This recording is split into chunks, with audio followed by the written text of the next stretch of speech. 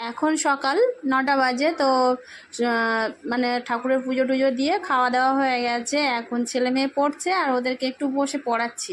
বসে বসে পড়াতে পড়াতে যেটুকু কাজ করা যায়। এখন শাকটা এনেছি, শাকটা বাছবো এটা রান্নার জন্য। আর সারা সপ্তাহ তো সময় পাই না, যেটুকু সময় পাই শনিবার রবিবার একটু ওদের পড়ানোর চেষ্টা করি, মানে সময় দেওয়ার চেষ্টা করি। মা কি পড়ছো? আমি গ্রামার পড়ছি।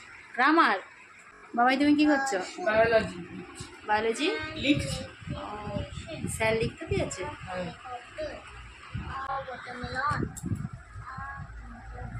তো ওরা এখন পড়ছে আর আমি একটু শাক বেছে নিই, তারপর রান্নার কাজে যাব।